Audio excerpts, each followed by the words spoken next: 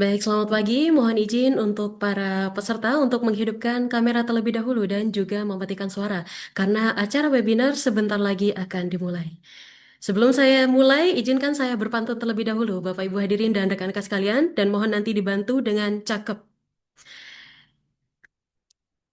Berkomentar, memberi saran. Cakep. Memberi saran sebanyak tiga. Cakep. Selamat pagi Bapak Ibu hadirin dan rekan-rekan sekalian. Selamat datang di Ngontras ke-53. Cakep, cakep, cakep. Mantap. Bapak Ibu hadirin, kami ucapkan selamat bergabung di Forum Ngontras 53 dengan tema Sastra dalam Ekonomi Kreatif. Sebelumnya, yang terhormat Ketua Komisariat Hizki Jember, Dr. Fitri Amelia MPD, yang saya hormati, Ibu Siti Maisaroh MPD, narasumber pertama dari Universitas PGRI Jombang, yang saya hormati, Bapak Rio Saputra MPD, narasumber kedua dari Universitas Muhammadiyah Bengkulu. Yang saya hormati seluruh pengurus Hizki Komisariat Jember dan yang saya hormati juga Bapak Ibu Panitia serta para peserta webinar Ngontras ke-53 yang tentunya saat ini tengah berbahagia. Selamat pagi, Assalamualaikum warahmatullahi wabarakatuh. Salam sejahtera bagi kita semua.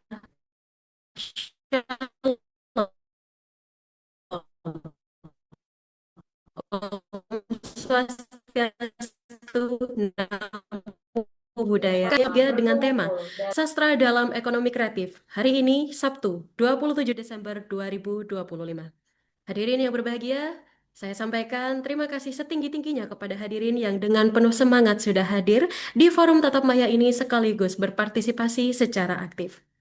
Bapak Ibu hadirin, Ngontras 53 merupakan webinar umum yang dilaksanakan oleh Himpunan Sarjana Kesusastraan yang dilaksanakan oleh Himpunan Sarjana Kesusastraan Indonesia Komisariat Jember bekerjasama dengan jurusan Sastra Indonesia FIB Universitas Jember, Jurnal Semiotika, Jurnal Bahasa Indonesia. Perlu diketahui Bapak Ibu dan rekan-rekan sekalian yang saat ini tengah bergabung bahwa topik sastra dalam ekonomi kreatif merupakan salah satu pembedahan bahwa sastra bukan cuma tentang barang atau seni murni Bapak Ibu, tapi juga bahan baku yang bisa dikomersialisasi, dikembangkan, dan dikolaborasikan dengan berbagai sektor yang lain. Hadirin yang saya hormati dan rekan-rekan sekalian, sebelum kita memulai kegiatan, tentunya kita tidak lupa kita harus berdoa terlebih dahulu demi kelancaran dan kesuksesan acara kita pada pagi hari ini. Kita awali dari pembacaan basmalah bersama-sama. Bismillahirrohmanirrohim. Semoga acara ini berlangsung dengan lancar dan apapun yang diterima oleh para peserta hari ini dapat diaplikasikan dengan baik. Bapak Ibu hadirin, sebagai bentuk rasa cinta tanah air, marilah kita bersama-sama menyanyikan lagu kebangsaan Indonesia Raya. Hadirin dimohon mengambil sikap.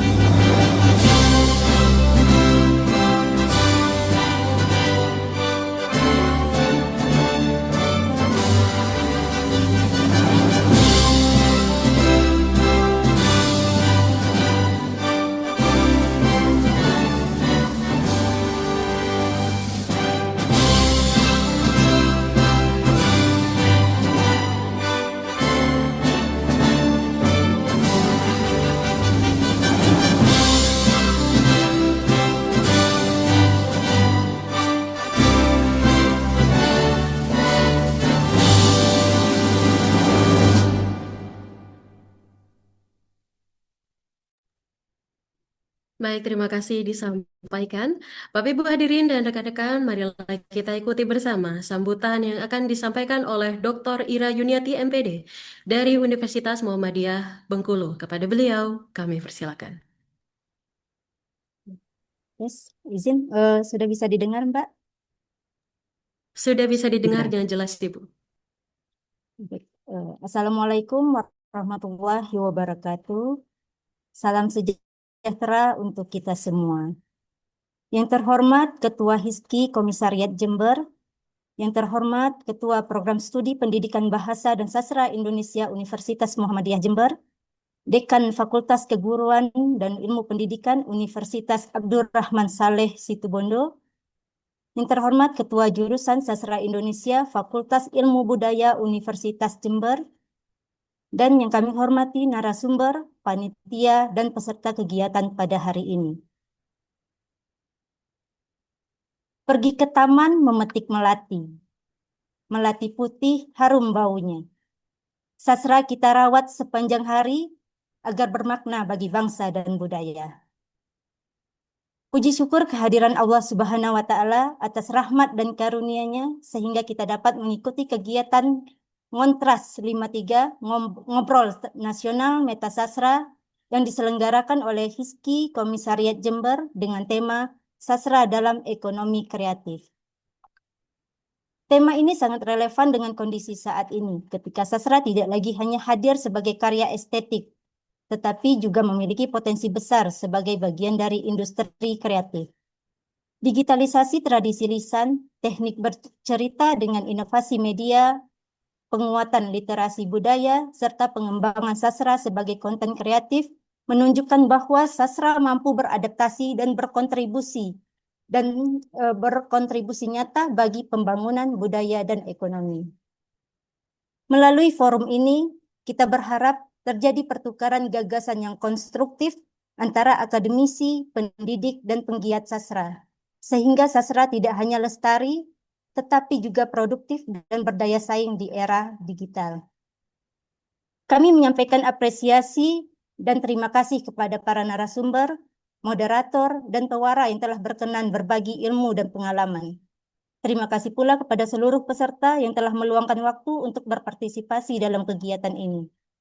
Semoga kegiatan hari ini dapat memberikan wawasan baru serta menginspirasi lahirnya gagasan dan praktik kreatif dalam pengembangan sastra di era ekonomi kreatif. Kami berharap diskusi ini menjadi pematik kolaborasi berkelanjutan dalam pengembangan sastra baik antara akademisi, pendidik maupun penggiat sastra. Sebagai penutup, izinkan kami menyampaikan pantun kembali. Pergi menimba ilmu ke wacana sastra, bertukar makna dalam ruang diskusi.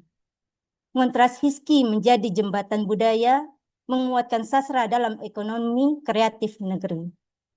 Akhir kata, kami ucapkan selamat mengikuti kegiatan Ngontras 53. Semoga berjalan lancar dan memberikan manfaat bagi kita semua. Amin, amin, ya Rabbal Alamin. Wassalamualaikum warahmatullahi wabarakatuh.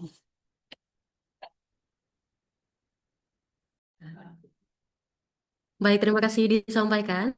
Bapak Ibu hadirin dan rekan-rekan sekalian yang sudah bergabung di webinar kali ini. Berikutnya adalah acara inti, yakni pemaparan materi dari narasumber, namun akan dipimpin oleh moderator kita pada pagi hari ini. Tapi sebelum itu, izinkan saya membacakan CV singkat dari moderator. Beliau merupakan Syarif Ibnu Rushdi, SSMPD, bertempat dan tanggal lahir di Situbondo, 18 Oktober 1987. Beliau memiliki riwayat pendidikan di perguruan tinggi antara lain pada tahun 2010, beliau menempuh pendidikan S1 di Universitas Jember dengan jurusan Sastra Indonesia.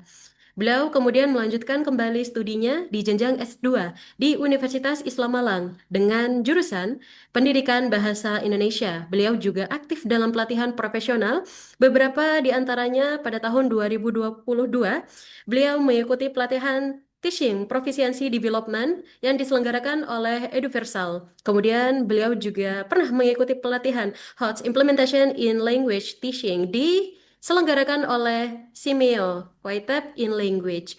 Kemudian beliau juga memiliki beberapa pengalaman mengajar Di antaranya pada tahun 2011 sampai dengan 2017, beliau menjabat sebagai dosen di Universitas Abdurrahman Saleh Situbondo. Kemudian dilanjutkan lagi tahun 2017 sampai dengan 2019 dengan jabatan guru di Pribadi Bilingual Boarding School di Depok. Kemudian di tahun 2023 sampai sekarang kembali beliau menjabat sebagai dosen dan kaprodi di Universitas Abdurrahman Saleh Situbondo. Hadirin dan rekan-rekan sekalian, kita sambut bersama. Inilah dia, Bapak Syarif Ibnu Rusdi, SS, MPD. Sinta, Assalamualaikum warahmatullahi wabarakatuh. Cukup terdengar ya suara saya. Yang kami hormati Ibu Dr. Fitri Amelia MPD selaku Ketua HISKI Komisariat Jember. Kemudian yang kami hormati Kaprodi PBSI Unmuh Bengkulu, Ibu Dr. MPD, kemudian yang saya hormati dua narasumber kita pada pagi hari ini, yakni yang pertama Ibu Dr. Siti Maisaro yang juga dari Ibu Dr. Siti Maisaro MPD dari Universitas PGRI Imbang. Kemudian dari Unmuh Bengkulu ini ada Mas Rio Saputra MPD dari Unmuh Bengkulu. Saya manggilnya Mas Rio saja ya Mas. Mas Rio. Jadi teringat Bupati Situbondo Mas Rio, masih muda juga. Baik, sastra dalam ekonomi kreatif topik kita pada pagi hari ini. Memang sastra ini tidak bisa terlepas dari proses, begitu juga bagaimana negara sekarang sedang gencar-gencarnya mendulang banyak devisa, berusaha untuk memaksimalkan pendapatan dari sektor kreatif, di mana salah satu subsektornya yaitu adalah penerbitan karya sastra. Tentunya karya sastra ini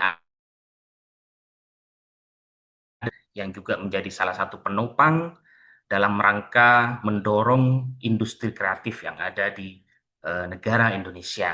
Namun bagaimana perkembangannya sejak 2009 dan bahkan 2015 telah dibentuk Badan Kreatif oleh pemerintah Indonesia yang dengan harapannya bahwa ekonomi kreatif ini dapat banyak membantu masyarakat Indonesia, tidak hanya dari sektor dari mineral, tidak hanya dari sektor ekonomi yang lain, tapi dari budaya, harapannya juga bisa menghasilkan sesuatu yang juga mengangkat kondisi ekonomi dari masyarakat Indonesia. Nah, menarik pada pagi hari ini, pemateri yang pertama nanti akan disampaikan oleh Ibu Dr. Siti Maisaro MPD dengan judul atau topik materinya adalah digitalisasi tradisi sebagai upaya pelestarian warisan budaya tak benda di era ekonomi kreatif dan implementasi pengembangan bahan ajar sastra. Tentu nanti dengan berbagai perspektif bisa beliau sampaikan, kita akan menyimak bagaimana sih warisan tak benda atau tradisi lisan yang semakin saya kira juga tergerus oleh digitalisasi atau modernisasi budaya, di mana generasi sekarang, generasi Z, generasi Alpha, Gen Z atau Alpha sudah lebih banyak kayaknya baca bukan karya sastra tapi lebih ke budaya-budaya populer, dan itu nyata dimenangkan oleh budaya dari Korea atau K-pop ya. jadi saya pendapatan dari ekonomi kreatif Korea, jadi semua dikoreanisasi seluruh dunia kan, berkiblat kepada Korea. Definisi cantik saja sekarang orang Indonesia melihat orang Korea, jadi yang disebut cantik harus putih kayak orang Korea, rambutnya harus lurus kayak orang Korea dan segalanya, dan apa yang disebut maklon dari Korea juga gencar, banyak orang ingin putih seperti orang Korea, begitu kira-kira. Nah, ini yang perlu kita bahas dan nanti bersama dengan dua pemateri kita. Namun yang pertama, marilah kita sambut pemateri kita yang pertama, yaitu Ibu Dr. Siti Maisaroh, MPD, saya bacakan tempat tanggal lahir Nganjuk Maret 3, kemudian jabatan fungsionalnya adalah lektor kepala, program studi atau home base-nya di pendidikan kuliah pokoknya penyutradaraan dan pementasan. Adapun riwayat pendidikan dari Ibu Dr. Siti Maisaroh, yang pertama SD Negeri Sidoarjo lulus tahun 1977, kemudian SMP Negeri Warujayeng lulus 1981, kemudian di SMA-nya adalah Sekolah Pendidikan Guru Negeri Nganjuk lulus tahun 1984, kemudian menamatkan S1 Bahasa dan Sastra Indonesia Universitas Negeri Jember tahun lulus 1989, kemudian 5, dan menamatkan Doktor Pendidikan Bahasa dan Sastra Indonesia Universitas Negeri Surabaya pada tahun 2016. Pengatu hingga sekarang beliau merupakan dosen di Prodi Pendidikan Bahasa Indonesia S1 di Universitas PGRI Jombang, kemudian di tahun 1999 sampai sekarang dosen di program Magister Pendidikan Bahasa Indonesia Universitas PGRI Jombang. Adapun penelitian dalam 5 tahun terakhir ada 8 penelitian, macam-macam penelitian, namun yang terbaru saja yaitu Exploration of Figurative Language in the Poetry Collection Manifesto by Aditya 4 tahun 2025, kemudian yang ke-8 Right Pronomi Base P5 Teaching Material Jurnal Ilmu Sosial dan Pendidikan dengan kategori Sinta 4 tahun 2025. Organisasi yang beliau ikuti PPLP PT dari 2008 sampai 2020, kemudian wakil sekretaris PG mulai tahun 2020 sampai 2025, dan wakil ketua perempuan PGRI Kabupaten yaitu tahun 2020 sampai 2025, dan wakil ketua perempuan PGRI Kabupaten tahun 2025 sampai 2030. Masih berlangsung berarti ya. Kemudian koordinator bidang perlindungan orang Indonesia dalam Perkumpulan Ilmuwan Sosial Humaniora Indonesia tahun 2022 hingga 2027. Berarti masih berlangsung sampai sekarang. Berikut mari kita sambut Ibu Dr. Siti Maisaroh MPD. Kami persilahkan. Silakan Ibu Dr. Maisaroh. Baik. Warahmatullahi wabarakatuh. Waalaikumsalam warahmatullahi Bisa wabarakatuh. didengar suara saya ya? Bisa, Bu. Baik. Baik, terima kasih Bapak Sarif Ibnu atas waktu yang diberikan. Yang saya hormati seluruh panitia, Bapak Ibu dari pengurus dari HISI Komisariat Jember. Alma mater saya ini Bapak, Universitas Negeri Jember. Yang saya hormati seluruh panitia dan seluruh peserta webinar pada pagi hari ini yang saya hormati. Alhamdulillah pada Bapak hari ini saya yakin Ibu Bapak semua para dosen ini terutama lagi enjoy time menyelesaikan proposal BIMA-nya. Mungkin sedang penat-penatnya sekarang, melepas penat, atau mungkin belum sempat melepas penatnya, sedang on the way untuk proposal hibah di BIMA.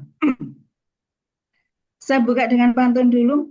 Sabtu pagi enaknya jalan-jalan bertiga sambil candaria sangat bahagia. Mari mengikuti Ngontras 53, hilangkan gulana yang bersemayam di dada. Mantap. Berikutnya mohon izin share screen ya.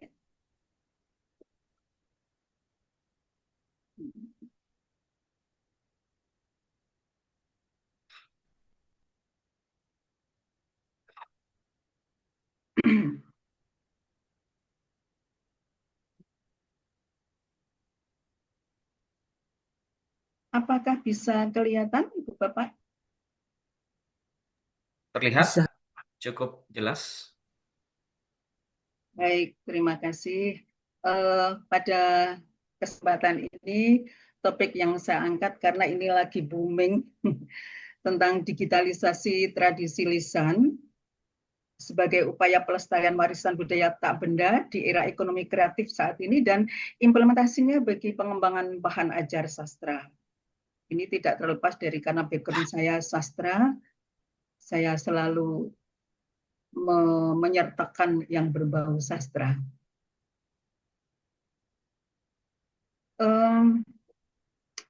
Tradisi lisan dan warisan budaya tak benda itu sangat banyak, Ibu Bapak dan saudara-saudara peserta webinar, baik itu yang berkait dengan ekspresi maupun pengetahuan yang diwariskan secara lisan, yang berarti tidak non benda, kemudian prosa lisan, nyanyian, upacara-upacara, dan fungsi sosial.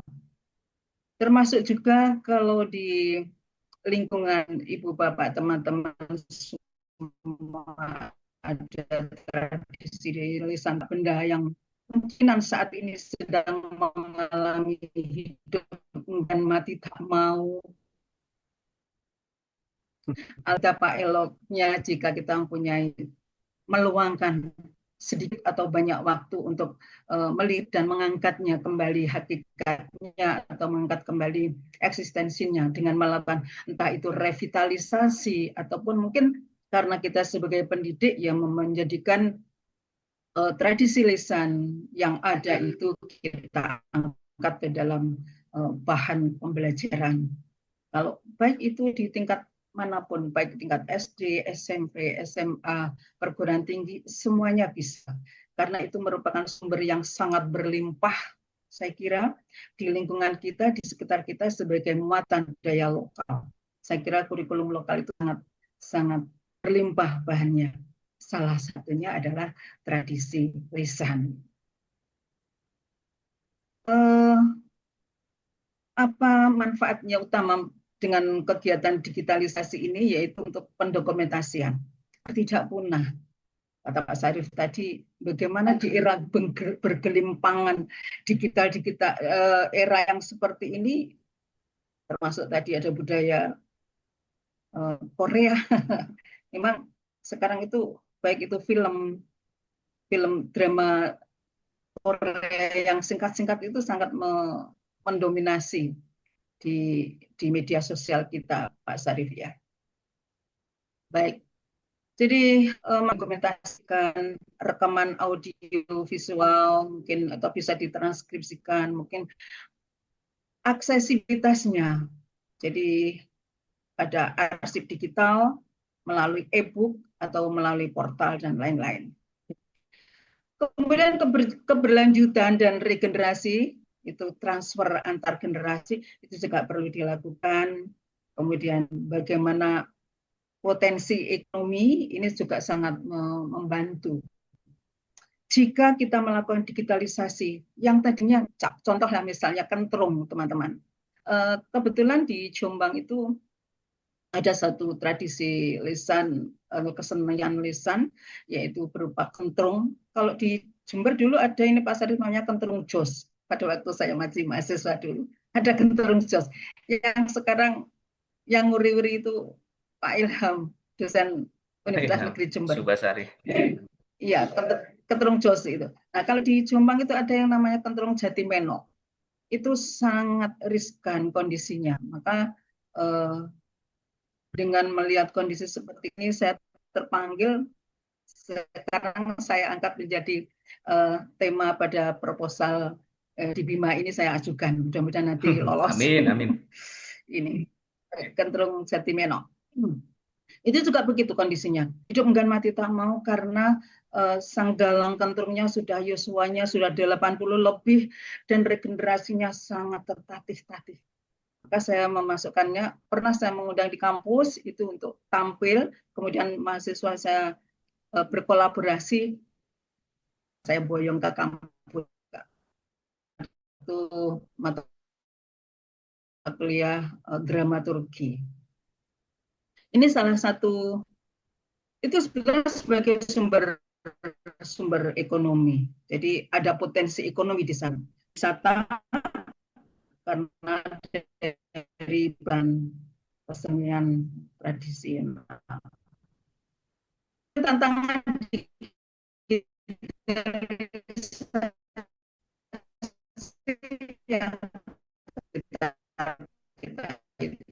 semua ruang publik dipenuhi cerita, ya, di TikTok, YouTube, Instagram, bahkan iklan.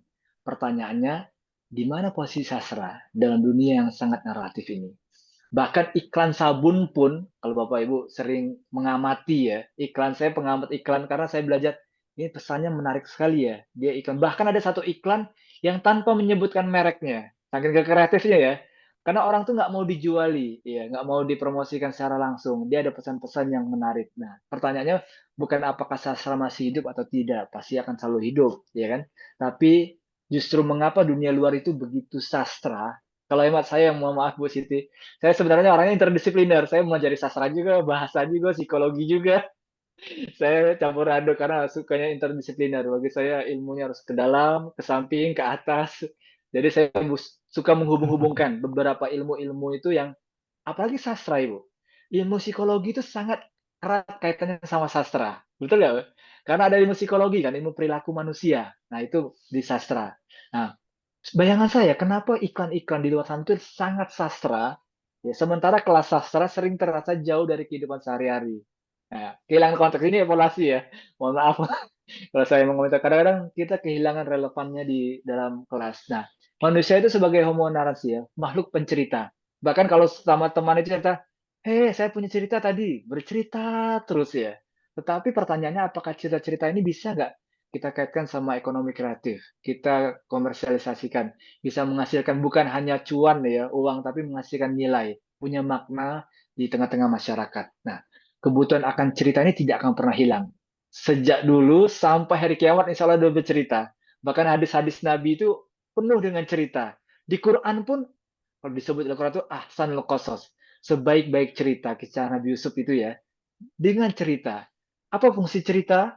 Untuk memperteguh keyakinan, karakter, dan sebagainya. Tapi di saat ini, kita akan mengkombinasikan bagaimana cerita atau sastra itu bukan hanya punya pesan-pesan moral yang dikuatkan, tapi punya nilai-nilai ekonomis. Nah, media boleh berubah, tapi ya dari dulu gulungan papirus atau kertas hingga layar ponsel, namun esensi cerita pun tetap sama, ya. Dan cerita akan tetap menjadi sumber mata air yang paling utama. Dan ini dari teks cetak ke digital, kalau dulu sastra berpindah dari lisan ke tulisan, ya, sekarang ia berpindah dari kertas ke layar. Nah, tidak perlu ada yang panik saat sastra lisan berubah menjadi tulisan, maka kita tidak perlu panik juga jika seandainya sastra berpindah dari teks, kemudian ke video, ke audio, atau ke media sosial. Bahkan inilah narasi sebuah fenomena yang harus kita hadapi di tengah-tengah masyarakat saat ini. Nah, membaca dunia digital dengan prinsip multimodalitas, ini penelitian saya sekarang tentang multimodalitas, yaitu media sosial ini sebenarnya teks multimodal. Mahasiswa sastra dengan kepekaan analisisnya pasti sudah punya modal fundamental untuk menganalisisnya, menggunakan desain, Canva, tadi seperti yang disebutkan jelasan Ibu Siti Mesaro, kemudian tempo, ritme penceritaan, kecepatan edit, terus gestur, bahasa, visual, suara, menjadi lebih menarik lagi di tengah-tengah masyarakat. Mahasiswa sastra ini mungkin ya sering merasa kalah dengan konten kreator. Padahal mereka belajar ilmu-ilmu alat, Bu Siti dan Pak Syarif dan Bapak Ibu semuanya. Mereka punya instrumen, semua dipelajari. Akan tapi kurang pede saja. Ya, harusnya mereka lebih unggul ya. Saya berharap anak bahasa Indonesia itu harusnya lebih unggul karena mereka terbiasa membaca makna, simbol, pesan, ironi, konteks, metafora, gaya bahasa, itu luar biasa. Sehingga media sosial itu bukan hanya sekedar hiburan. Nah, kita tawarkan alternatif lain, tetapi teks kompleks yang butuh kepekaan sastra. Sehingga ada edutainment, ada edukasinya. Mudah-mudahan itu yang bisa menjadikan mahasiswa itu punya segmentasi di pasar. Nah, kemudian cerita yang hidup budaya partisipasi. Jadi kita sastra digital ini kan intinya kan percakapan, artinya kemampuan memahami audiens dan masing-masing respon itu menjadi cerita kunci. Di era digital ini, Bapak Ibu, teman-teman semuanya, cerita bukan lagi monolog pengarang, ya, bukan lagi satu monolog, tapi cerita hidup ketika ada komentar, debat, respon, bahkan kritik. Nanti saya akan tampilkan video-video contohnya ya, bahwa cerita-cerita itu butuh dialognya. Bahkan kritik ya, ini mirip tradisi lisan, seperti dijelaskan Ibu Siti tadi, cerita berkembang karena ditanggapi. Jadi budaya digital sebenarnya menghidupkan kembali tradisi lama dalam bentuk yang baru. Ya, sehingga dialog-dialog inilah yang membuat pesan-pesan itu menjadi lebih kuat. Kita izin, saya tadi sudah share audio belum ya? Saya share dua audio ya, ternyata tidak ada audionya. Oke. Kita nonton sebentar ya Bapak Ibu. Mudah-mudahan suaranya Ya, boleh. ความฝันของฉันเริ่มต้นจากถั่วงอก มืออะไรจู้ ทำไมถั่วงอกร้านนั้นขายดีจังเลยอ่ะแม่ ก็น่าจะร้านมีอยู่ร้านเดียวนี่ งั้นเรามาปลูกถั่วงอกขายกันดีไหม ก็ลองดู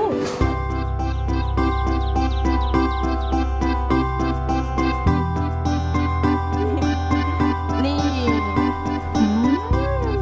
ไอ้ตัวเร็วๆเหมือนถั่วงอกนะเราอะ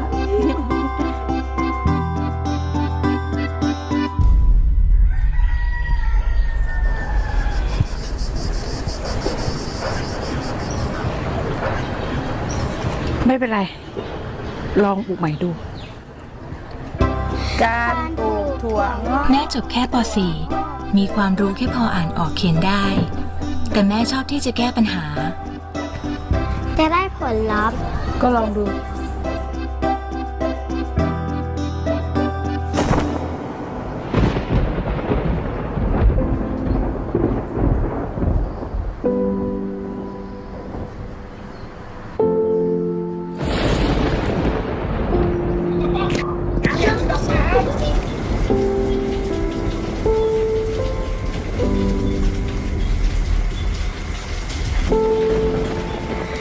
แม่เป็นอะไรร้องไห้ทำไม อะไร ไม่ได้ลองหืม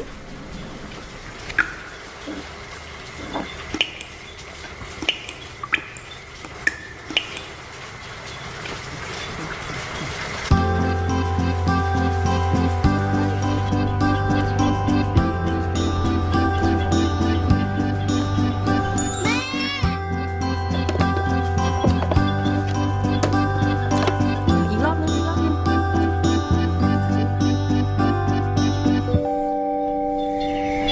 เอาแล้วนะ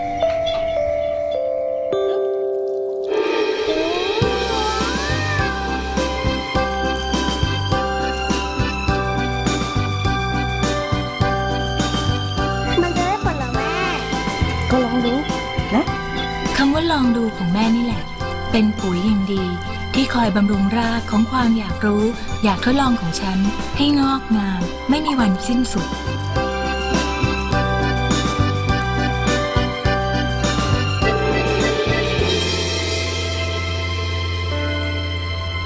เธอลองมาปลูกอย่างอื่นดูไหม กำลังดู ดรเนตรนภาแซ่หลี ได้รับทุนจากโครงการสารรักจนจบปริญญาตรี ปัจจุบันทำวิจัยอยู่ที่ประเทศสวีเดน แรงบันดาลใจจากครอบครัวสร้างการเรียนรู้ที่ไม่รู้จบ สารรักจาก AIS.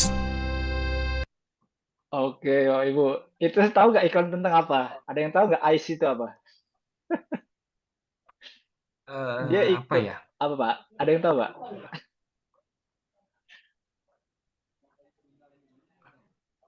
Jadi Plastik bukan ya, Pak? ICE itu produk seluler.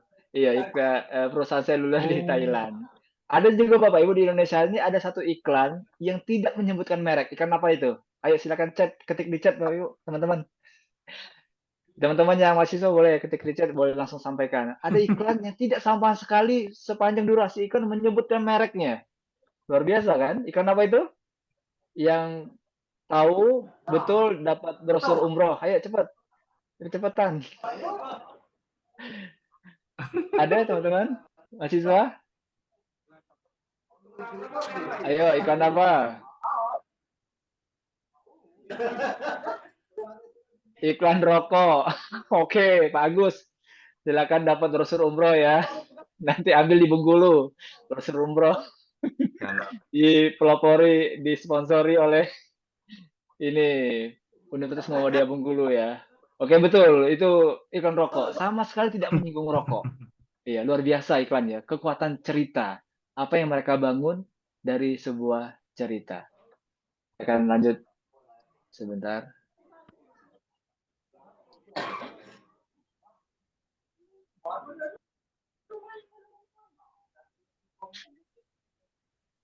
Oh, sebentar ya.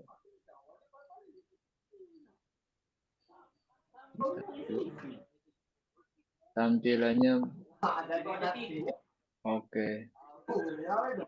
Saya akan lanjut. Oke, sebenarnya. Nah, ketika mau membuat di era digital ini, teman-teman semuanya harus memahami audiens ya, anatomi generasi digital. Jadi untuk membangun cerita yang efektif itu, generasi digital ini bukan anti cerita panjang ya.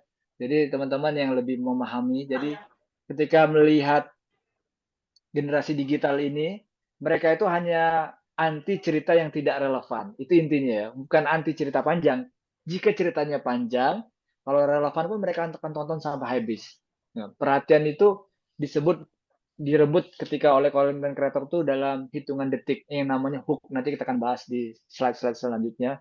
Bukan dalam bentuk paragraf. Dan mereka sangat suka visual dan emosional. Kemudian mereka merasakan informasi bukan hanya membacanya, tapi ada emosinya. Dan yang terakhir itu audiens itu suka yang otentik ya, bukan suka yang sempurna. Jadi cerita personal yang jujur lebih punya resonansi dibandingkan narasi cerita yang wah ini kayaknya sempurna luar biasa. Jadi koneksi itu mengalahkan kesempurnaan. Jadi teman-teman tidak perlu takut ketika membuat cerita itu belum sempurna, belum utuh, tapi buatlah karya sehingga nanti punya koneksi kepada teman-teman yang lainnya.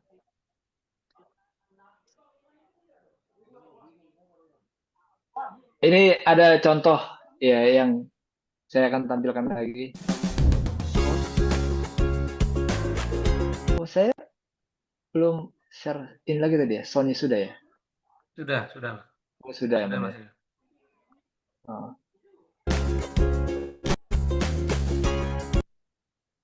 Keringat berlebih bikin bau badan. No way bro. Gara-gara iklan Roll On Active Sport baru. 2 kali. Ini keunggulan. Nanti harus capek apa lagi ya? Selama ini rasanya setiap hari juga kita nggak pernah berhenti mengusahakannya. Tapi kenapa ya? Selalu aja ada yang kosong. Apalagi setiap kali kita sadar, kita udah nggak semuda dulu lagi. Kita udah jauh lebih dewasa.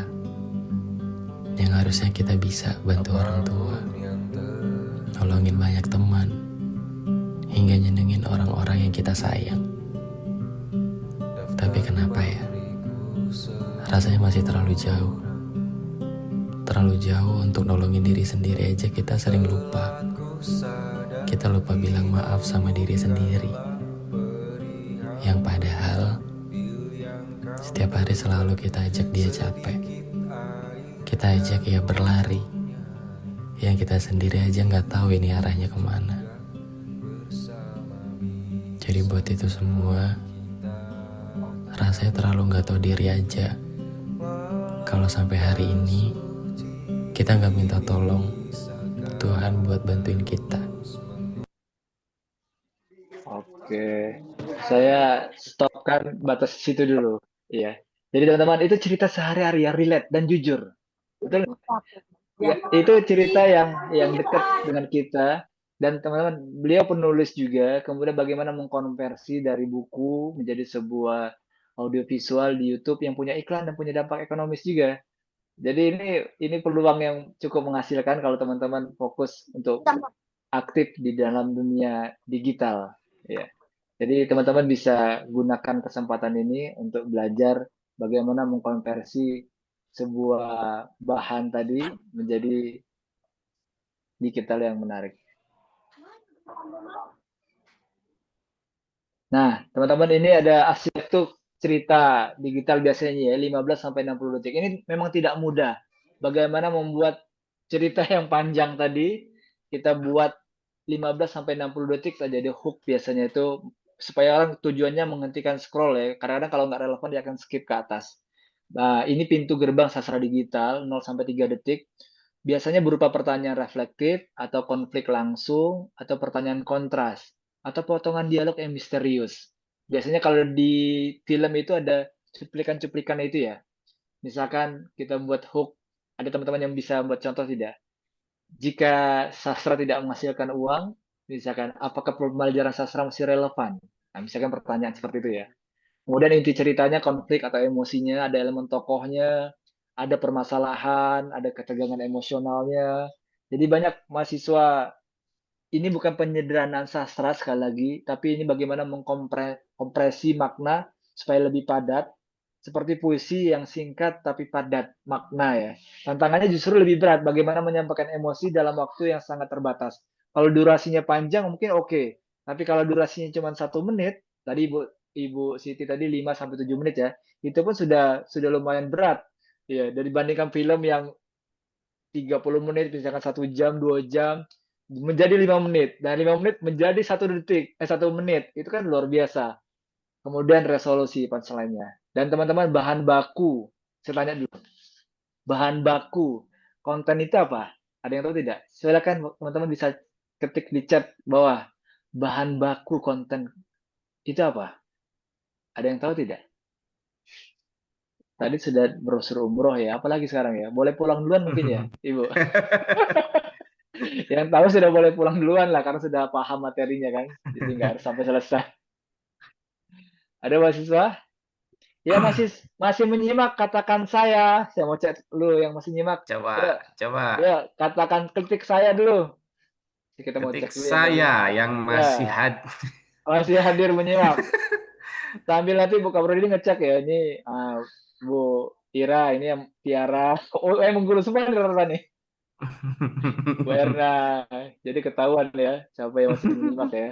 Oke, lumayan banyak juga Pak Syarif. Ya, Masih menyimak. 14, Oke, saya lanjut ya. Bahan baku Mantap. konten kreator itu sebenarnya adalah kegelisahan. Begitu juga sastra mungkin ya. Jadi diangkat dari kegelisahan-kegelisahan apa yang diangkat, itu yang menjadi bahan baku konten kreator. Dan dalam konten kreator, teman-teman Bapak Ibu semuanya, kita tidak penting. Yang penting itu audiens, pembaca kalau bahasa penulis itu ya. Mereka butuhnya apa? Mereka kegelisahannya apa? Nah, nanti di terakhirnya itu hingga 60 detik, dari 45 hingga 60 detik itu ada namanya resolusi.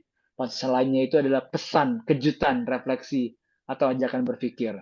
Jadi saya akan kasih contoh lagi film atau videonya. Jadi tidak semua cerita itu harus selesai. Jadi cukup bermakna mengajak orang berpikir.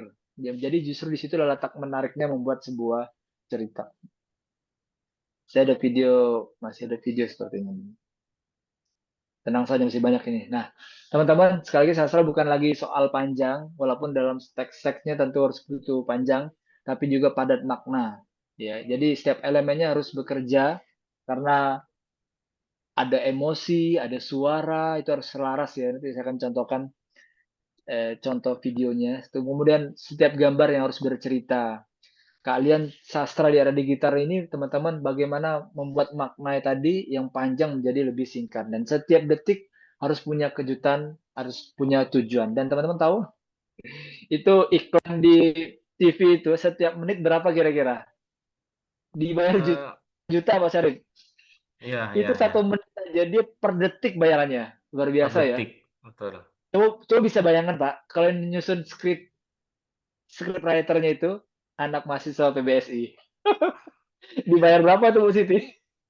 Kalau mereka nyusun skripnya yang dibuat durasi 1 menit, luar biasa itu. Itu dibayar berapa itu? Oke lah kalau belum ada, kalau saya misalkan kami punya psikologi ceria Pak, saya gunakan ilmu sastra bagaimana bangun cerita. Promosinya nggak usah pakai, ayo ke klinik, tes misalkan potensi akademik, misalkan tes psikotes, pakai cerita, ya.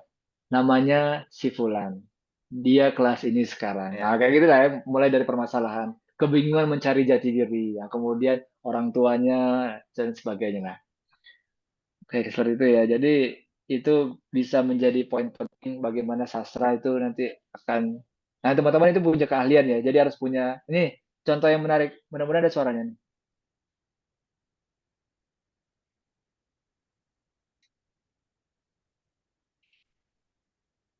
Ada เก suaranya ม Pak? เงียบเลย เอาเนี้ย นี่ซื้อให้ใครครับ ให้ลูก กี่ขวบแล้วครับ 5 อีก 7 ปีพี่ค่อยมารับนะครับ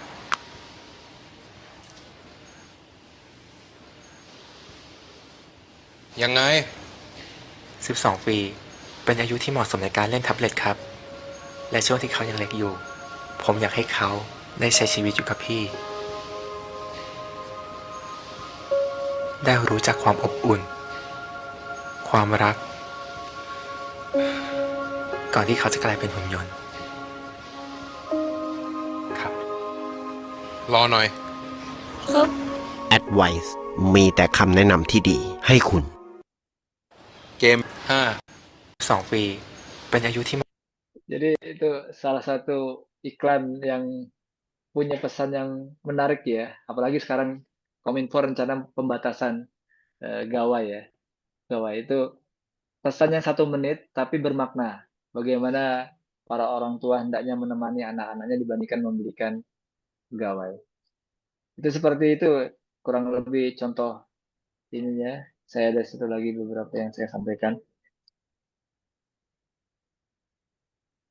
Nah, ini titik temu storytelling. Tadi Ibu Maisaro sudah bahas tentang bagaimana storytelling ini punya nilai. Mengapa storytelling itu punya nilai ekonomi? Karena ini teman-teman, ini ilmu ya, ilmu di dunia marketing, ilmu di dunia sales, yang kita bisa masuk dalam dunia sastranya. Manusia itu sebenarnya tidak membeli produk. Mereka itu membeli cerita di balik produk. Nah, orang sastra bisa masuk di sini. Bagaimana mereka membangun cerita, storytelling. Atau nama profesinya mungkin storyteller ya. Brand yang kuat itu yang kedua, tidak dibangun oleh algoritma, tetapi narasi yang konsisten. Yang ketiga, konten yang viral dan berkelanjutan itu lahir dari cerita yang menyentuh, bukan sekedar trik teknis. Oleh karena itu, teman-teman, ini bukan pekerjaan yang mudah. Orang sekali lagi, karena sastra mampu menyentuh pengalaman manusia. Dan disentuhkan pengalaman, disitulah ia punya nilai ekonomi tanpa harus kehilangan nilai etiknya. Dan sastra sekali lagi bertemu dengan kebutuhan pasar di lapangan. Nah, ini Bapak Ibu, teman-teman semuanya, jika berlatih, ini masalah jam terbang aja ya, mungkin insya Allah bisa menggunakan sastra sebagai nilai-nilai ekonomi. Termasuk membangun narasi. Ini ada video yang menarik lagi tentang iklan. Kita tonton dulu ya. Pernah hanya 2 menit. Bapak ikut Dirga itu juara panjat pinang. Kata Pak Dirga, panjat pinang itu gak gampang. Dia juga pernah manjat pinang raksasa sampai ke awan. Mah, emang ada panjat pinang sampai ke awan? Cerita-cerita Pak Dirga makin seru. Setiap menang hadiah panjat pinang langsung dibagi-bagiin gitu. Emang ada orang kayak gitu mah? Kalau mau menang harus berani. Tangan, kaki, badan, baju. Kotor semua juga nggak apa-apa. Kalau punya cita-cita jangan tanggung-tanggung. Sampai ke langit sekalian. Emang cita-cita Pak Dirga apa? Dia nggak pernah ngasih tahu mah. Ngapain aja sih sampai kotor gini? Bersih. Wangi. Cita-cita Pak Dirga tuh mau ngerasain menang. Seenggaknya sekali lagi aja. 1, 2,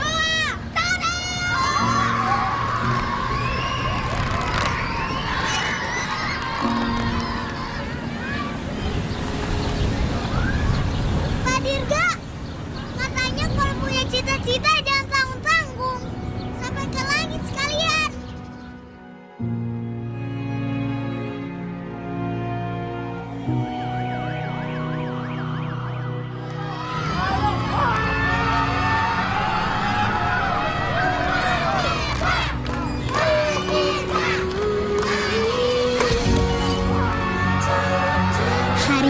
itu, rasanya nggak ada yang nggak mungkin.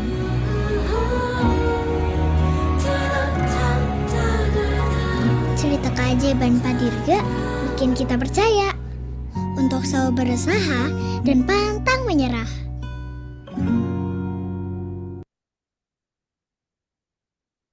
Itu beberapa contoh-contoh film atau iklan yang menarik teman-teman untuk hanya durasi 2 menit ya. Ini sekali lagi memang pekerjaan yang tidak mudah. Teman-teman jika sudah banyak latihan, nah berikut ini beberapa teman-teman yang profesi ya ruang tumbuh ketika teman-teman bisa hidup di ekonomi kreatif ya. Kepekaan teman-teman terhadap bahasa, struktur, emosi adalah modal yang sangat berharga apalagi di era digital saat ini.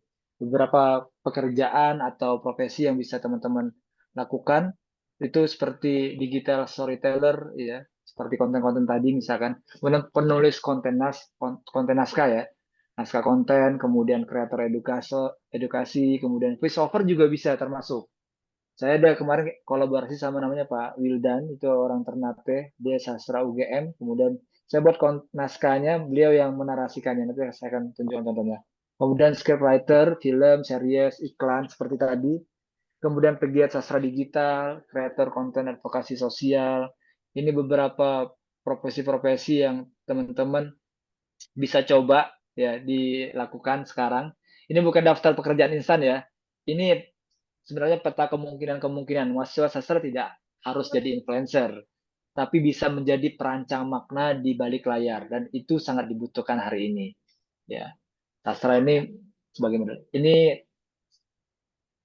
konten yang pernah saya kolaborasikan sama salah satu dosen di Ternate. Nikmatnya tersinggung. Pernahkah kita merasa tersinggung saat seseorang berkata atau bertindak dan hati kita langsung terusik? Hati mulai panas, dada terasa sesak. Kita merasa diperlakukan tidak adil.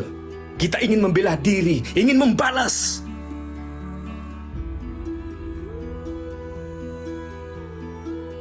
Tapi sadarkah kita bahwa tersinggung itu candu?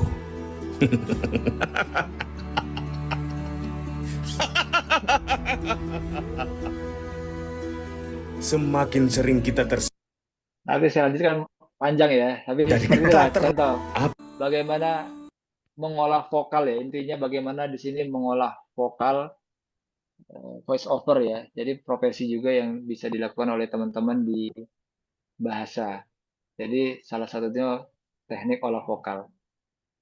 Ada juga yang menarik sebenarnya teman-teman, fenomena saya juga mengikuti juga itu di salah satu bank ya. Bank itu membuat sebuah konten yang cukup menarik. Dia kegiatan-kegiatan di perbankan saja.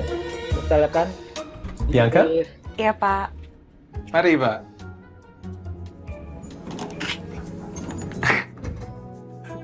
Nah, ini salah satu contoh yang bagaimana percakapan-percakapan di ruang kantor itu menjadi soft selling ya. Soft selling untuk mempromosikan produk, tapi orang tidak merasa dijualin. Itu yang luar biasa. Bagaimana orang tidak merasa dipromosikan, tapi sebenarnya orang sedang jualan sesuatu. Nah, sekarang itu posisinya sastra itu memegang peranan penting. Tantangan sekarang di ruang kelas kita mungkin pegiat dosen-dosen sastra adalah bagaimana, pertanyaannya mengapa banyak mahasiswa sastra itu masih takut dan ragu masuki media digital? Ya, ini pertanyaan pertama. Kedua, kira-kira ada anggapan bahwa konten digital itu tidak ilmiah ya, atau kurang serius. Padahal di balik proses yang 1 menit tadi, yang 2 menit tadi, atau yang 3 menit, atau 5 menit tadi, ada sebuah proses yang sangat luar biasa.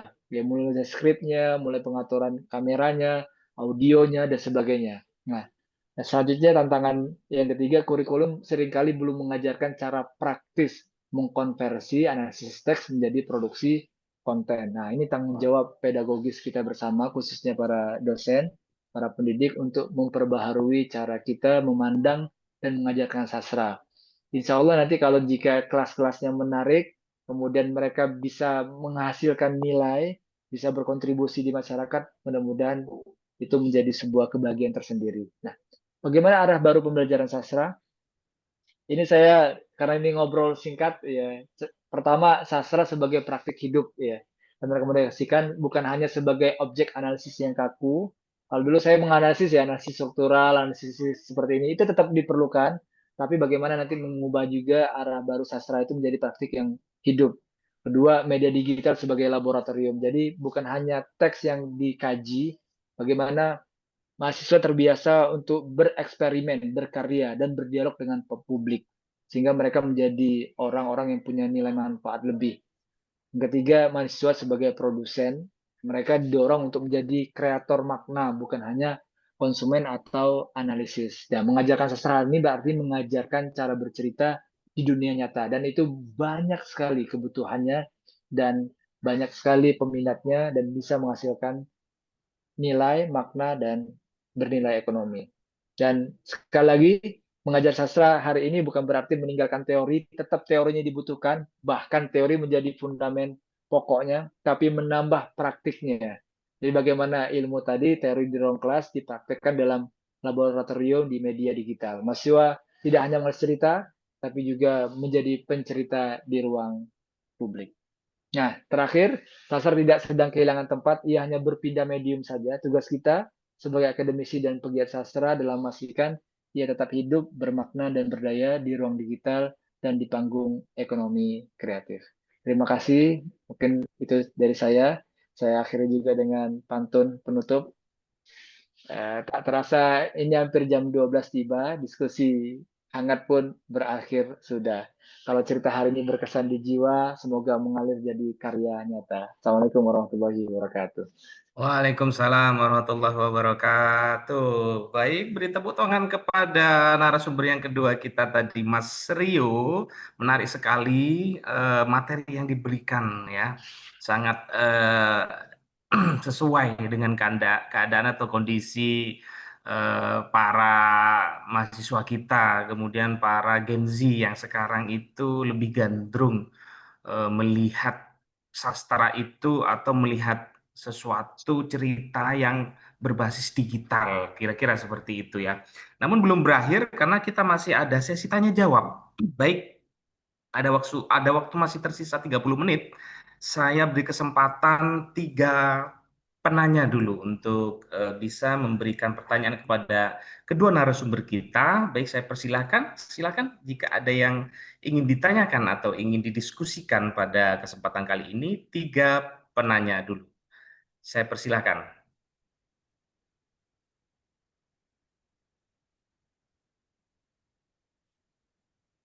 Ini masih saya terus ya, padahal sudah ditutup. Saya. Iya, nampaknya masih terngiang-ngiang dari pertanyaan tadi atau hanya ikut saja, takut tidak lulus mata kuliahnya Pak Rio. Jadi ikut-ikutan saya, nggak tahu pertanyaannya apa tadi. Baik, saya coba memberikan pemantik untuk pertanyaan. Dari tradisi lisan, mungkin teman-teman dari mahasiswa, dari bagian daerah Jombang maupun Bengkulu tadi, itu tadi Ibu Maisaroh memberikan contoh kentrung Jatimeno misalnya. Apa teman-teman ini sudah paham seperti apa kentrung Jatimeno? Jangan-jangan kenal apa itu kentrung Jatimeno ya, yang dari Jombang gitu ya, atau dari Bengkulu, tradisi lisan apa yang dari Bengkulu mungkin yang teman-teman sekarang ketahui, bisa didiskusikan kepada kedua narasumber kita pada siang hari ini. Silakan para peserta.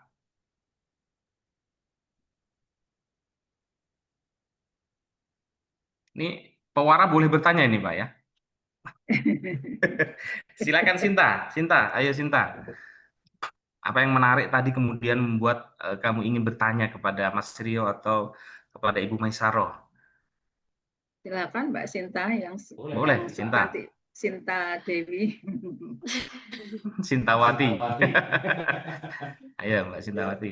Dewi Sintanya Rama. Mohon izin, mohon izin Bapak Ibu, kalau dari saya untuk sementara mau dialihkan ke para peserta. Jadi para peserta diprioritaskan untuk berdiskusi dengan para narasumber. Monggo. Ya, permisi bisa saya bertanya, mohon komentar dua narsum. Mohon maaf tidak Ya, sebutkan mengajukan nama gambar. dulu. Ya, Bu Erna dari FIB Oh, ini kita oke, sumber. siap. Bu Erna dari Universitas Jember. Ya, masih ini ya di beberapa fakultas ini pengajaran sastra itu masih yang lama ya, belum update perkembangan zaman era cyber literature, digital literature, yang multimedia gitu ya, masih menganggap namanya sastra tetap pada teks gitu. Padahal mahasiswa itu era sekarang sangat ini ya, sangat mengikuti zaman dengan sastra-sastra multimedia. Tapi banyak institusi masih masih belum mengikuti perkembangan zaman itu. Ya, mohon komentar. Ada Ibu Mai dan Mas Bapak. Rio. Ya, terima kasih. Baik, bisa langsung sepertinya. Mas Rio atau Ibu Maisaro, saya persilakan. Bu Maisaro? Baik, terima kasih Mas Rif. Bu Erna, terima kasih atas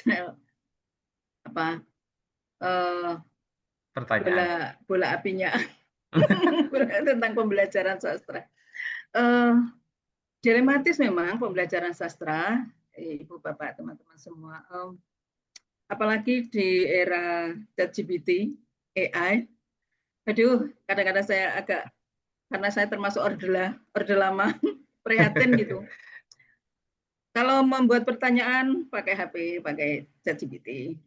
Menjawab pertanyaan juga pakai ChatGPT. Akhirnya apa? Saya mengubah RPS. RPS yang nggak saya gunakan. Akhirnya langsung improve, karena itu mata kelas sejarah sastra.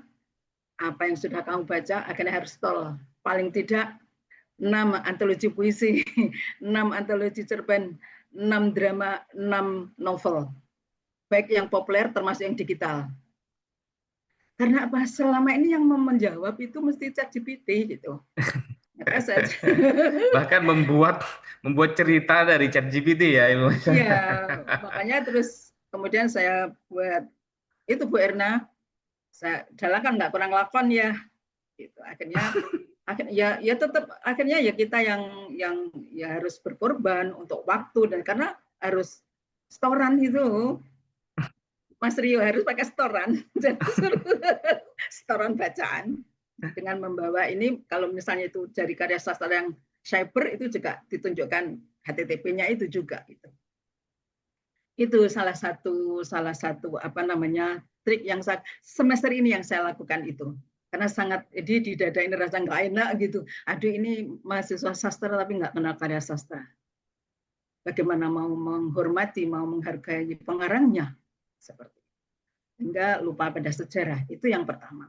Kemudian yang kedua bisa terkait dengan kalau bahan baku dari sesuatu yang dari pandangan masyarakat itu agak tabu atau banyak lontaran-lontaran yang nggak bagus, misalnya tentang tayub gitu ya. Tayub di Jember ada tayub enggak ya? Enggak ada ya. Kalau di Jombang masih ada tayub, di Nganjuk kan aslinya saya Nganjuk. Itu juga ada tayub.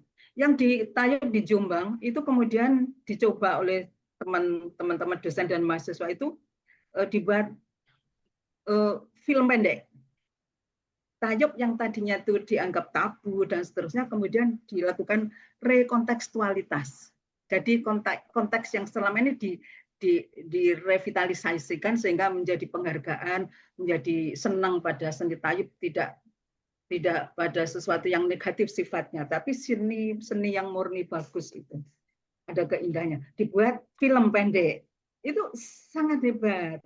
Bahkan memenangkan hibah itu kemarin. Sempat berhasil memenangkan hibah itu juga. Itu salah satu triknya itu. Jadi di tangan-tangan dingin orang-orang muda yang apa namanya digitalnya bagus, itu bisa menjadi sesuatu nilai yang sangat bagus juga, sangat bernilai. Bukan hanya berkaitan secara nominal, tetapi sekarang nilai di dalam kepuasan, di dalam ego, dan menata hal yang tadinya kurang bagus menjadi bagus, yang tadinya negatif menjadi positif. Itu yang terpenting. Yes, saya kira itu. Ya. Bagaimana Mas Rio menanggapi pertanyaan Bu Erna? Terima kasih ya, Bu. Pertanyaannya memang relevan dengan zaman sekarang. Iya, tapi perubahan itu tidak memandang tua atau muda ya. Juga ada juga yang tua juga merespon perubahan dengan baik. Saya melihat bukan kesalahan siapapun ya, bukan kesalahan dosen juga kalau mau disalahkan atau mahasiswa, tapi sebagai gejala zaman. Jadi memang kalau kita tidak bisa menyesuaikan dengan zaman, mahasiswa hari ini kan hidup di dunia yang sangat berbeda dengan dunia ketika banyak metode pengajaran sastra itu dibentuk. Nah, itu harus kita pahami bersama bahwa mereka hidup di ruang digital hari ini, apalagi TikTok. Saya nggak tahu, saya tanya dulu sini. Di sini siapa yang punya akun TikTok?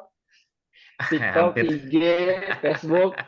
Coba ditulis saja punya berapa akun, misalkan TikTok, Instagram, Facebook, misalkan upload tweet. Ya, coba sambil saya menjelaskan, tolong ditulis saja, diketik aja ya. Nah, sehingga ruang-ruang digital itu mereka hidup terbiasa dengan narasi visual, cepat, multimodal, sementara institusi pendidikan secara alamiah bergerak lebih lambat, ya, karena harus menjaga tradisi, kurikulum, standar akademik. Mungkin perubahan kurikulum menunggu beberapa tahun lagi ya, kecuali memang ada sosok dosen yang didengar, apalagi mohon maaf Bu, kadang-kadang dosen senior sama dosen junior ya. Senior mempertahankan cara senior, jangan ini marwah nih, jangan dikutak-katik ini. Apalagi seandainya, mohon maaf ya, kita bicara realitas ya. Jika ini mata kuliah bergeser, baik namanya apa kontennya nanti, saya nanti ngajar apa ya? Wah, ada juga sampainya ke arah ke sana. Kemudian cara lama dan pengajaran sastra sebenarnya tidak salah. Saya katakan tidak salah. Tidak perlu ditinggalkan. Analisis teks, kajian teori, pembacaan karya itu tetap penting. Persoalannya adalah cara lama itu tidak lagi cukup jika berdiri sendiri. Ia perlu dilengkapi, bukan diganti. Ya, yang sering terjadi itu bukan mahasiswa tidak suka sastra. Ya, saya tangkap juga ya, kenapa orang tidak suka baca ya. Kalau saya dulu suka, saya termasuk yang menikmati menganalisis misalkan Andrea Hirata dulu ya, Laskar Pelangi itu, kemudian KCB itu, saya sangat suka. Bergumul dengan karya-karya sastra itu membawa pembangun jiwa saya luar biasa. Tapi mereka tidak menemukan sastra di dunia nyata yang mereka hidupi sehari-hari. Mereka bercerita di media sosial, membuat narasi-narasi digital, misalkan konten-konten ya, menulis pengalaman personal, misalkan di blog, WordPress, namun praktik-praktik itu belum diakui sebagai bagian dari pembelajaran sastra. Kalau misalkan Bu Stella, Prof. Stella itu mengatakan harus sains dihidupkan dalam kehidupan sehari-hari, kita juga orang sastra, orang bahasa, bagaimana sastra kita hidupkan dalam keadaan sehari-hari, bahkan di ruang-ruang digital, membangun narasi-narasi produktif, positif, misalkan masa depan yang ideal dan sebagainya. Jadi bagaimana sastra itu hidup di denyut nadi-nadi kita, baik turunan-turunan nilai-nilai keluarga, sosial budaya, norma-norma yang ada di masyarakat, maupun negara ini. Kita butuh storyteller yang banyak. Kita butuh pencerita-pencerita yang banyak agar negara ini bisa maju. Nah, yang sering terjadi itu bagaimana kita membangun jembatan ini. Disinilah peran kita sebagai dosen menjadi penting. Bukan sebagai penjaga gerbang yang menolak perubahan, tetapi sebagai bridge, saya gambar di awal tadi, itu jembatan antara tradisi sastra dan realitas zaman. Kata Nabi itu kan, didiklah anak itu sesuai dengan zamannya kan. Nah, kita menjaga kedalaman teori ini tetap sambil membuka ruang agar sastra bisa hidup di medium yang baru. Sehingga kita punya dampak ya, ibarat sekarang kan desain berdampak ya. Jadi menurut saya tantangannya bukan memilih antara cara lama atau cara baru, tetapi bagaimana menghubungkan keduanya. Dan ini butuh kelegoan, membuka diri. Karena sastra yang kuat adalah sastra yang mampu berdialog dengan zamannya. tanpa kehilangan martabat akademiknya. Mungkin menurut hemat saya seperti itu ya, Bu. Karena saya bukan hanya fokus ke sastra, saya cenderung ke interdisipliner ya. Saya suka belajar psikologi, psikologi sastra, bahasa, ilmu ekonomi. Nah, itu bisa dipadukan dengan ilmu sastra. Ya, kita bisa mempromosikan ekonomi dengan sastra. Betul, Bu Siti? Kita bisa mempromosikan misalkan cara menggunakan uang yang baik dengan sastra. Ya kan? Jadi sastra itu bisa masuk ke semua ilmu-ilmu yang lain tadi. Bagaimana menjadikan sastra menjadi sebagai medianya. Mungkin itu Bu Erna, mohon maaf kalau ada kekurangan. Bagaimana Bu Erna? Ya, bagus banget, terima kasih. Ya, Ada sastra, tanggapan Bu Erna? Ini ada 9 ya, akun ini. sastra bisa membawa agenda apapun, agenda Iya, iya. ekonomi, Betul, politik. betul, betul, Bu, betul. Nah, itu yang jarang dilakukan, Bu. Ya. Dan harus juga mengikuti zaman sastra bisa berkontribusi. Betul. Saya Terima nggak tahu, Bu. kasih, Terima kasih Bang. sama-sama, Iya. Bu Erna. Coba kalau dari saya, coba Pak Mas Rio dan Bu Maisaro. Sebenarnya kalau sekarang ini sastra kita ini periodisasinya masuk ke periodisasi sastra apa? Dan sebenarnya juga mengalami seperti ini ya, stuck karya dan juga penulis ya. Dari Laskar Pelangi yang booming, kemudian Habibur Rahman. Setelah itu kan tidak banyak itu penulis-penulis dan karya-karya yang digandrungi oleh pembaca, khususnya Gen Z yang sekarang. Gimana Bu Maisaro? Menurut Bu Maisaro? Iya, terima kasih Pak Sarif. Memang itu yang terasa. Jadi yang sastra kanon, Iya. istilahnya dulu ya, sastra kanon itu seperti hilang di telan bumi. Justru yang kontemporer yang sekarang lagi Ya, yang mengganggu, populer. yang populer kontemporer itu. Namun ranahnya itu sekarang sebetulnya bukan berhenti ya, proses kreatifnya tetap ada, dan ada juga karya-karya kontemporer yang bagus itu ada. Ternyata dari beberapa pengarang yang ada itu juga tetap ada eksis, tetapi belum secara sepenuhnya itu mewakili zaman itu ya, karena masih ranahnya itu masih ya teks dalam arti tulisan itu masih seperti itu. Tetapi yang cyber sastra juga lumayan beragam juga dari berbagai genre, terutama yang sekarang lagi booming itu kan ada sastra nama-nama sastra yang ada sastra rempah, ada sastra maritim. Nah, itu mungkin yang sekarang lagi mengedepan itu seperti itu. Nah, itu perkembangannya, eranya, proses kreatifnya itu sekarang seperti itu. Sebetulnya itu juga sebuah upaya untuk mendekatkan pada apa yang ada di sekitar kita. Kan misalnya sastra yang berkaitan dengan makanan itu ya, termasuk gastronomi dan seterusnya, itu semuanya ada sekarang. Hanya kalau dikatakan untuk menuju ke sastra kanon itu juga perlu ujian yang lebih ini, dan termasuk dari segi kritikus sastranya itu juga kita sekarang agak susah juga itu untuk menampilkan sosok yang betul-betul bisa melegenda seperti dulu, itu juga agak susah juga. Adanya segmen-segmen seperti itu, pragmatis seperti itu. Jadi tidak yang seperti Prof. Budi Dharma almarhum yang di UNESA itu juga kadang-kadang kita juga kangen gitu dengan figur-figur yang seperti itu. Rendra yang sekarang juga itu. Tapi tetap juga itu menginspirasi gitu loh.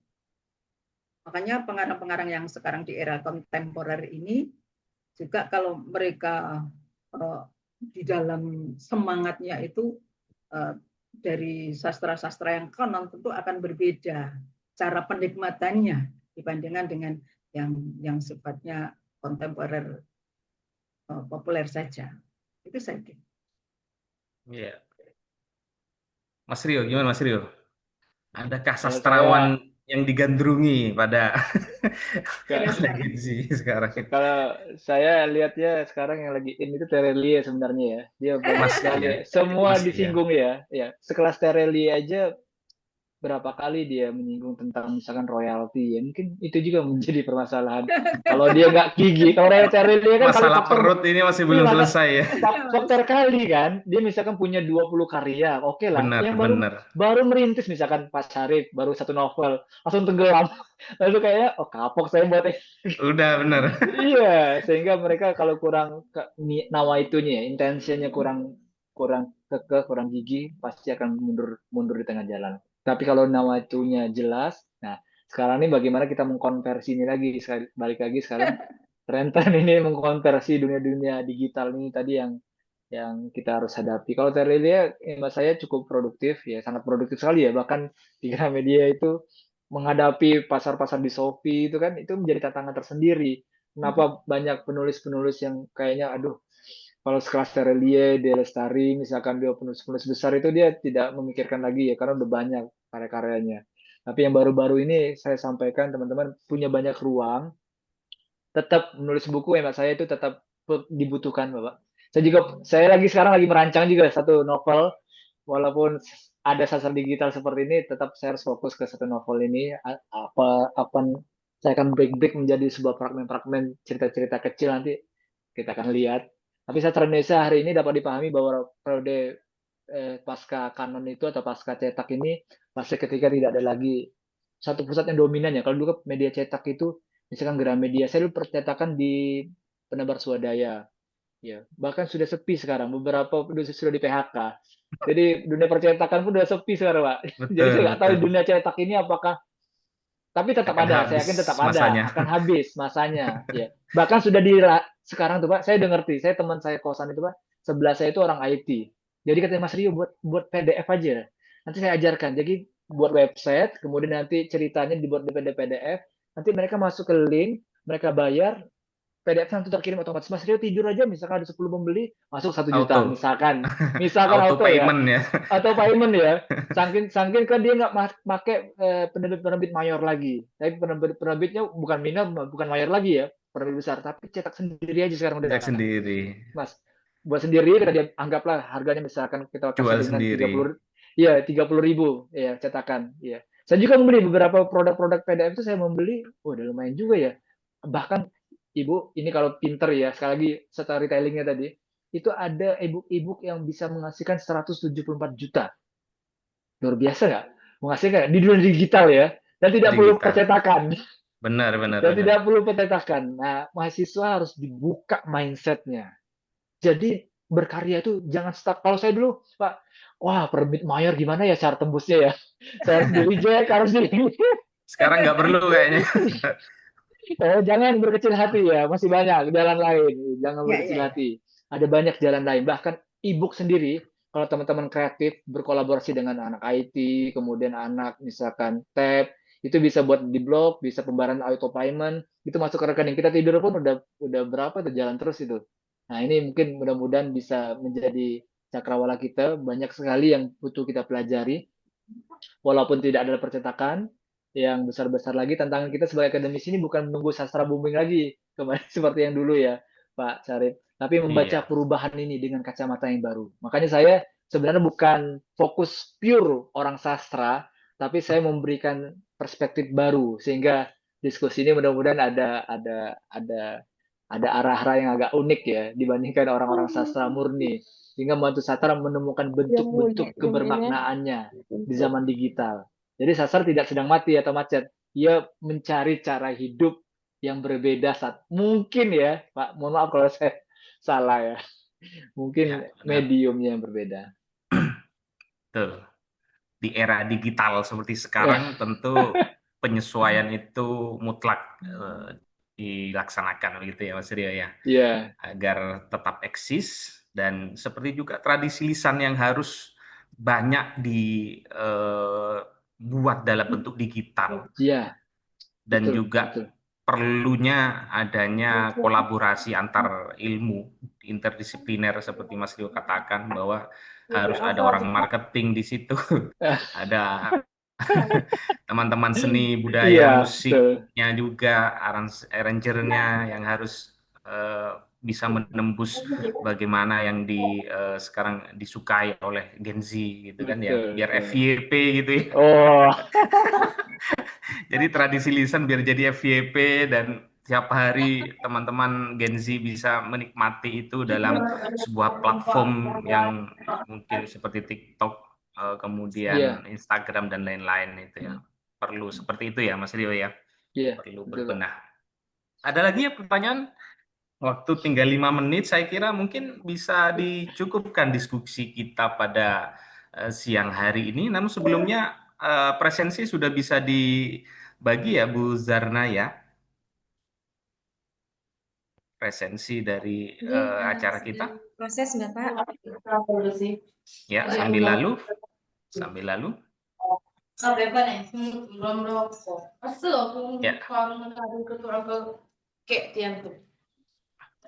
Sambil lalu saya bacakan kesimpulan diskusi kita pada siang hari ini. Yang pertama bahwa sumber tradisi lisan kita sangat melimpah ruah bahkan. Karena kita Indonesia terdiri dari berbagai macam suku bangsa, bahasa, ras yang memiliki masing-masing suku bangsa punya tradisi lisan dan itu jumlahnya sangat luar biasa dan itu adalah sebuah karunia dari Tuhan dan juga sekaligus sumber daya yang bisa kita gali selain dari sumber daya yang lain yang bisa bernilai ekonomi untuk ke depan. Jadi masyarakat Indonesia bisa punya alternatif pendapatan dari sisi ekonomis dari tradisi lisan. Kalau itu bisa dikelola dan juga disesuaikan dengan zaman digital sekarang, kita, kata Mas Rio tadi, kita bisa punya sumber penghasilan lain dengan jual e-book, jual karya secara mandiri yang seratusan juta itu bisa kita peroleh dengan cara menggabungkan antara tradisi lisan dengan platform digital mungkin yang lebih dikenal oleh masyarakat atau oleh generasi seperti sekarang. Dan kemudian dari sisi ekonomi kreatif juga sastra ini sebagai modal sebenarnya. Maka mahasiswa atau teman-teman yang seharusnya lebih dekat dengan karya sastra seharusnya bisa mengambil alih banyak produk-produk kreatif yang sejatinya itu sudah banyak dipelajari dalam ilmu sastra. Seharusnya teman-teman yang lebih dekat dengan karya sastra bisa mengambil alih produk-produk kreatif itu untuk bisa menambah nilai ekonomisnya, kemudian bisa menjadi salah satu alternatif untuk memperoleh pendapatan secara ekonomis. Gitu ya, saya kira itu dari saya. Kurang lebihnya mohon maaf. Allahumma muwaffiq ila aqwamit thoriq. Wassalamualaikum warahmatullahi wabarakatuh. Waalaikumsalam warahmatullahi wabarakatuh. Saya kembalikan kepada Mbak Sintawati selaku pewara. Silakan Mbak Sinta.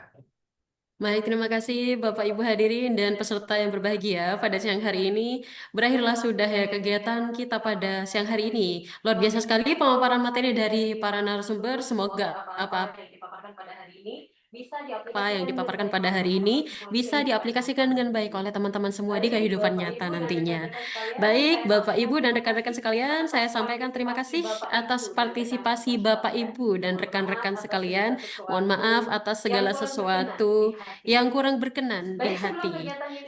Baik, sebelum kegiatan ini ditutup, Ketua Hizki Komisariat Jember, Dr. Fitri Amalia MPD, yang saat ini diwakili oleh Bu Zarna karena beliau sedang kurang fit, akan menyerahkan sertifikat pemateri dan sertifikat HKI kepada Ibu Dr. Fitri Amalia MPD. Kepada beliau dipersilakan. Baik, terima kasih Mbak Sintawati. Bismillahirrahmanirrahim. Assalamualaikum warahmatullahi wabarakatuh. Waalaikumsalam warahmatullahi wabarakatuh. wabarakatuh. Salam sejahtera bagi kita semua. Mohon izin Bapak Ibu narasumber, panitia dan juga peserta. Saya mewakili Ibu Ketua HISKI Jember, Ibu Dr. Fitri Amelia MPD yang saat ini tidak bisa menghadiri kegiatan atau berhalangan hadir karena sedang sakit. Mohon izin kami menyampaikan terima kasih banyak kepada narasumber Ibu Siti Maisaroh dari Universitas PGRI Jombang dan juga terima kasih banyak kepada Pak Rio Saputra dari Universitas Muhammadiyah Bengkulu dan terima kasih kepada Pak Sarif Ibnu Rusdi dan Mbak Sitawati dan juga Ibu Ira Yuniati dan juga Bapak Ibu panitia Ngontras 53 yang ikut serta mensukseskan acara kegiatan hari ini. Baik, materi yang sangat bermanfaat sekali nggih Bapak Rio dan juga Ibu Maisaro terkait dengan sastra dalam ekonomi kreatif. Mungkin ini menjadi materi baru dan pengalaman baru bagi mahasiswa, terutama mahasiswa kami, karena memang selama ini kami belajar terkait dengan sastra itu secara sastra umum gitu ya. Namun mendengarkan materi dari Pak Rio dan juga Bu Siti Maisarah, ternyata sastra juga bisa menjadi sebuah ekonomi kreatif. Mahasiswa bisa membuat kumpulan puisi dan lain-lain, novel sehingga bisa di dijual gitu ya, dan itu bisa memanfaatkan media sosial juga. Karena tadi juga ada yang menyampaikan bahwa ada yang memiliki 12 akun di Instagram. Nah, itu sebenarnya bisa dimanfaatkan untuk sastra ekonomi kreatif ini. Oke, terima kasih sekali lagi kepada Pak Rio dan juga Ibu Siti Maisyaro. Semoga materi yang disampaikan bermanfaat bagi kita semua. Berikut sertifikat HKI dan juga sertifikat narasumber kepada Ibu Siti Maisyaro dan juga Pak Rio Saputra. Dan untuk sertifikat panitia nanti akan kami kirim secara link di grup panitia. Oke. Baik.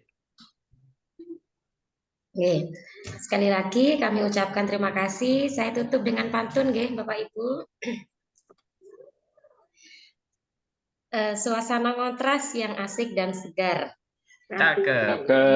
Kita bersemangat dengan lantang. Cakep. Politika berjalan baik dan lancar berkat narasumber yang sangat gemilang. Mantap. Baik, satu lagi nih Bapak Ibu. Kontras dari seluruh Indonesia. Cakep. Kontras sangat mantap dan mapan. Terima kasih semuanya. Sampai jumpa di Ngontras tahun depan. Oh, mantap. Tahun depan. Baik, Bapak Ibu dan peserta, kami ucapkan ini sebenarnya di akhir tahun 2025. Peserta Ngontras alhamdulillah menembus 100 lebih, bertahan sampai jam 12 siang. Alhamdulillah ini menunjukkan bahwa semangat kita meskipun di liburan begitu ya, tapi tetap semangat untuk belajar dan semangat aktif mengikuti kegiatan-kegiatan yang bisa membangun kita semua. Sekali lagi saya ucapkan terima kasih. Mohon maaf atas segala kekurangan. Wassalamualaikum warahmatullahi wabarakatuh. Waalaikumsalam warahmatullahi wabarakatuh. Terima kasih Bapak Ibu. Baik. Ya. Terima kasih Pak Rio. Terima kasih Bu Siti. Baik, Bapak Ibu hadirin dan rekan-rekan sekalian, mohon untuk tidak beranjak terlebih dahulu karena sejenak akan kita lakukan dokumentasi yang akan kita ambil beberapa slide. Monggo tim dokumentasi bisa dibantu. Saya hitung mundur. 3. Oh, sebelum itu mohon teman-teman dan para peserta yang lain silakan untuk on cam terlebih dahulu karena kita akan mengambil dokumentasi. Baik, saya hitung mundur. 3, 2, 1.